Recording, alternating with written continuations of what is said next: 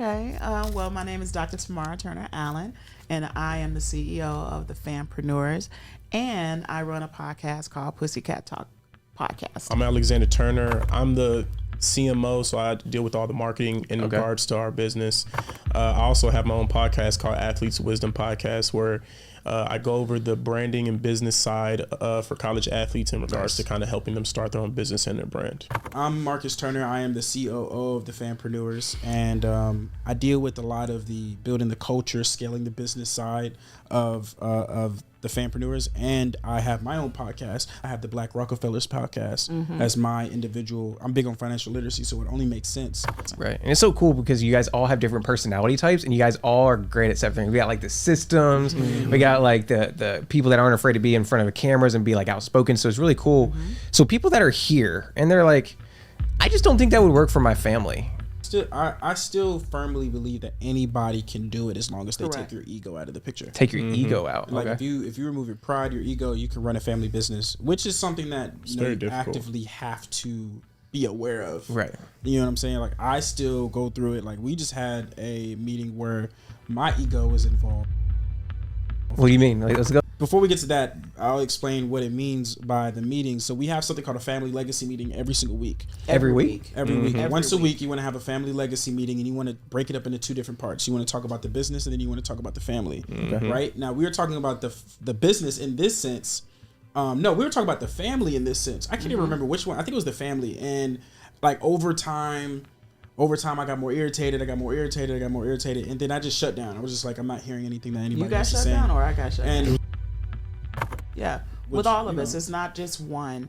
And what's so funny is he's the shy one in a sense, but he's not really shy.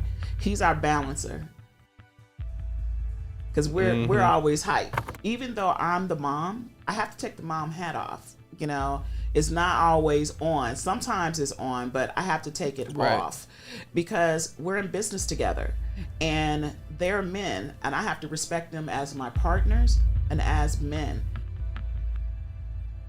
So it's not going to always be my decision because their opinions and decisions and what they bring to the table are just as important as mine. And I do want to add something in there as well, because it also comes down to like when we make decisions, we all have to be in unison because we're family, right? Sometimes we all know that we know how to get under each other's skin, whether it's intentionally or unintentionally, but we all have to come to an agreement and decide that we are all doing this, right? When we were in one of your masterminds last year and we were talking about personality types, right? Yes. I feel like when you create a family business, you have to have a better understanding of the personality types of your family members, right? Because you might know your family members to a certain extent, but understanding personality types and then how to communicate with those personality types. Well, it just shows like personalities in business, right? You have to know. You're getting back to saying you have to know the personalities, right? And so many people, they skip that part and they wonder why they're not jiving because you said you can't communicate in effective ways because you don't know the other person in a deeper level. For sure. So what do you guys say for people that are like, I've never done any personality test. I don't know where to go. How do you go about finding like those personalities and diving deep into a family? It really starts off with Google. Because everything is. So I would say you Google personality type quiz, right? Or DISC assessment quiz, DISC quiz, depending on what you're looking for, right? If you're trying to learn all of the different personality types, and go into more research and understanding the personality types and things like that. You can be a mixture of more than one personality type. Correct. 100%. It's not just one personality type that. I learned from the colors.